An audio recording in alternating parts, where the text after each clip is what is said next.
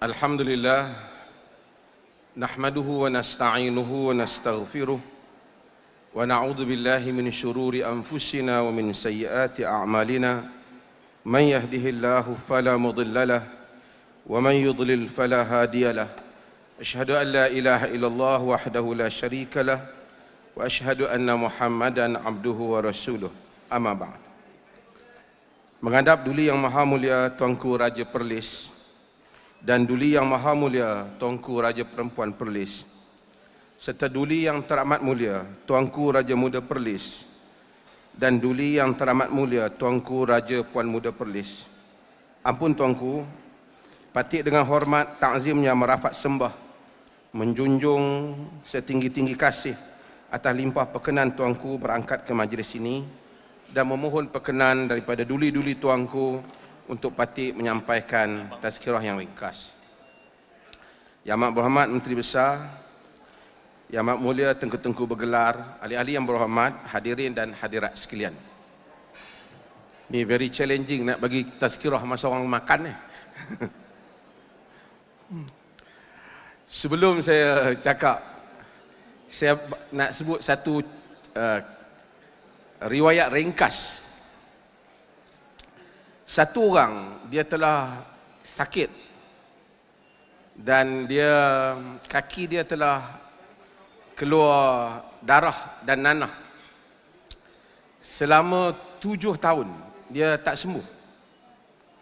Dan dia cuba berubat dengan banyak atibak, tabib lah. Tabib ni dalam bahasa Arab doktor lah, tapi dulu bahasa dia tabib lah. Sekarang kita tabib jadi nak macam bomo tradisional macam mana tu, tapi sebenarnya tabib tu doktor lah.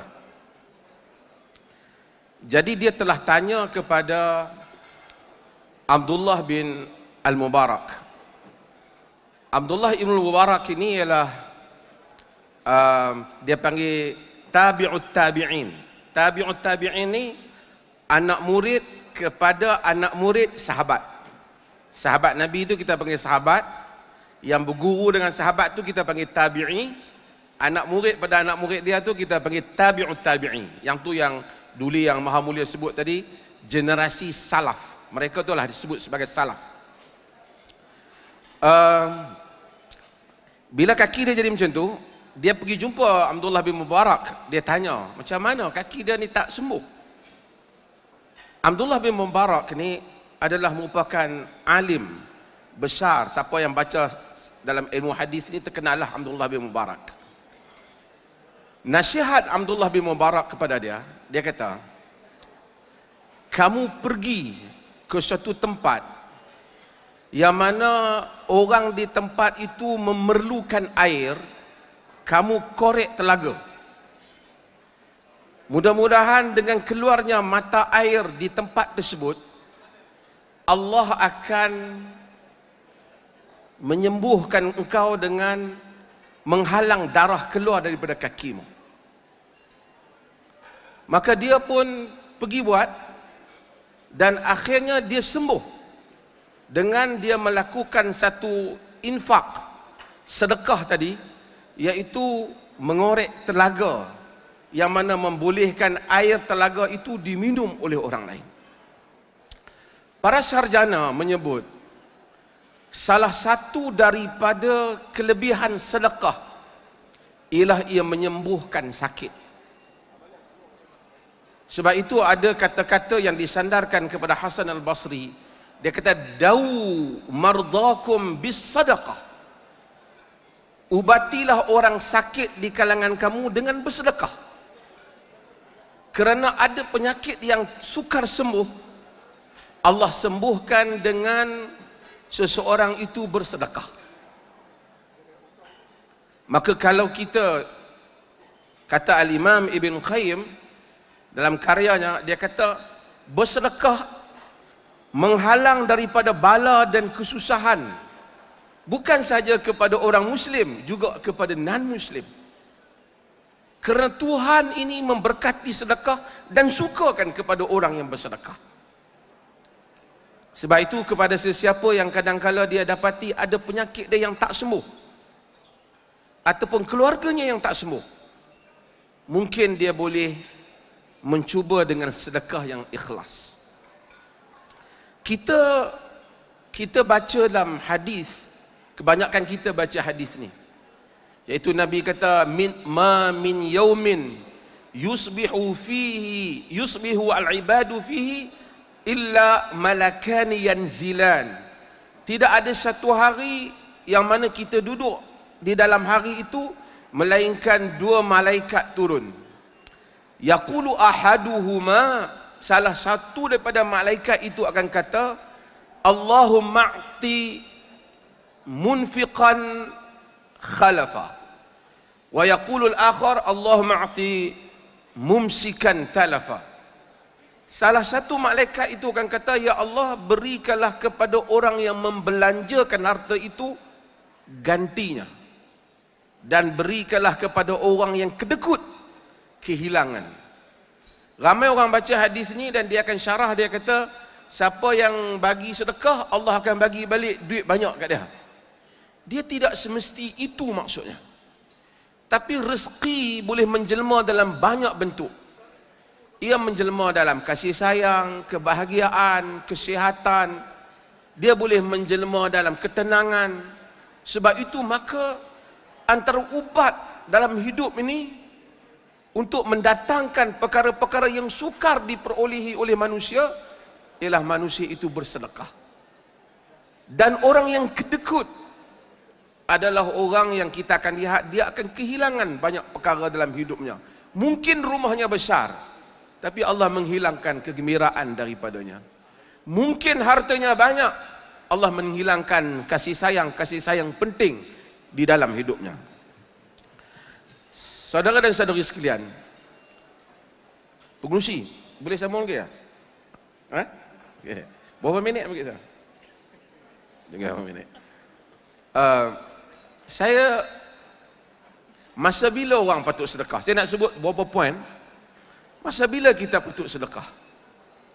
Satu orang datang kepada Nabi SAW dan kata kepada Nabi, ayyu as-sadaqati a'zam. Wahai Rasulullah, sedekah apa yang paling besar pahala dia? Nabi SAW kata, anta saddaqa wa anta sahihun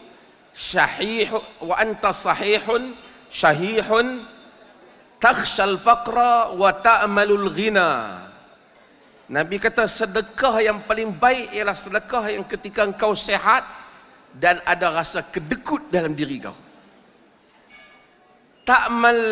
Takhshal faqra, ketika engkau bimbangkan kefakiran, wa ta'mal ghina, dan harapkan kekayaan.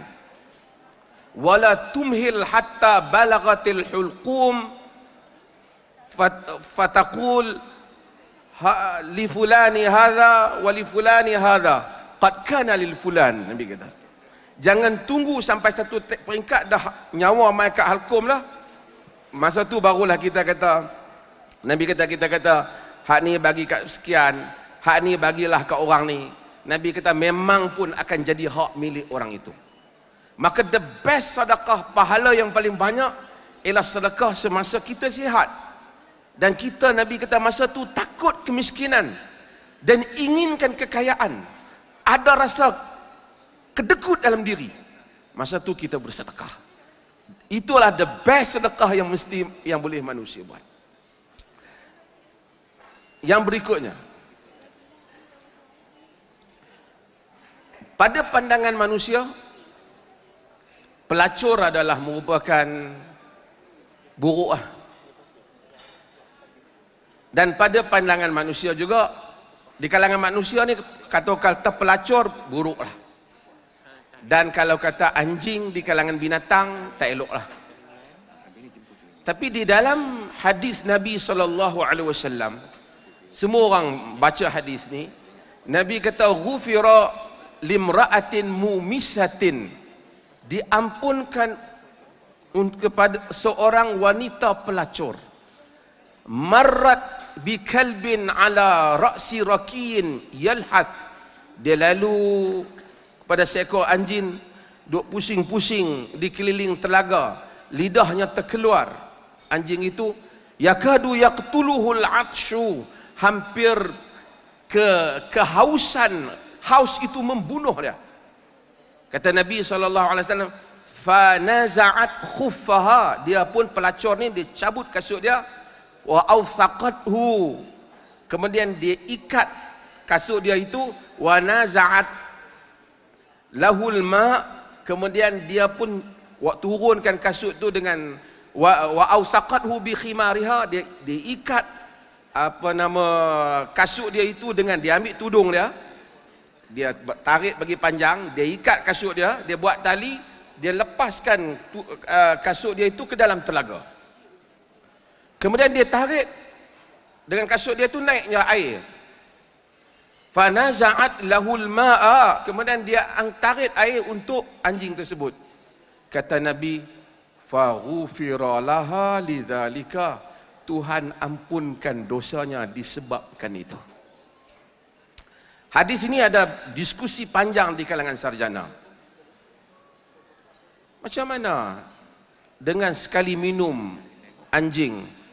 Kalau orang Melayu kadang-kadang dia tengok anjing dia baling batu. Sebahagiannya lah. Tapi dalam hadis ni, wanita pelacur bagi minum anjing, dia dapat keampunan.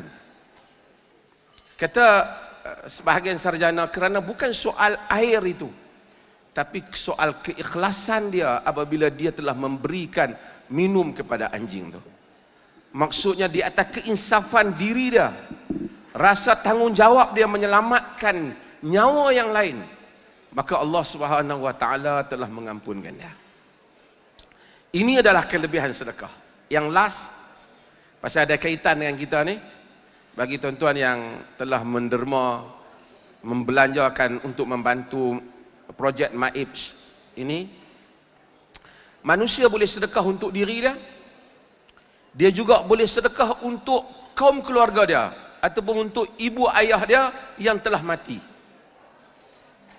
Seorang sahabat nama Sa'ad bin Ubadah, dia tanya Nabi SAW, dia kata, ya Rasulullah, ummi uftulitat nafsuha, ibu aku meninggal, azunnu law takallamat tasaddaqat, aku percaya kalau mak aku ni boleh bercakap lagi, masih hidup lagi, dia akan bersedekah.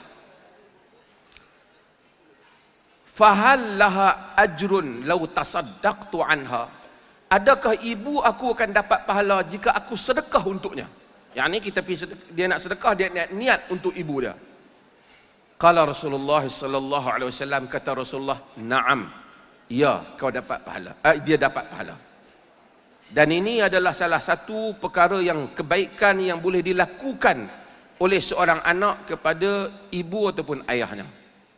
Maka kita, di samping kita sedekah apa-apa tu, kita niat untuk diri kita, dan niatlah juga untuk orang-orang yang kita sayang yang mungkin telah meninggal, supaya itu termasuk di dalam amalan saleh yang mana kita buat dan Allah sampaikan kepada mereka. Hadirin dan hadirat sekalian, yang terakhir ialah hadis Nabi sallallahu alaihi wasallam.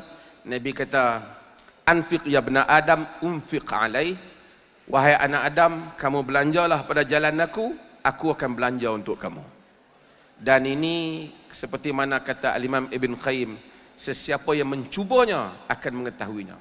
Semua orang yang selalu bersedekah untuk orang lain, dia dengan ikhlas lillahi ta'ala, dia akan melihat kesan sedekah itu di dalam hidup dia. Dan ini mungkin akan dipahami oleh sesiapa yang melaluinya lah.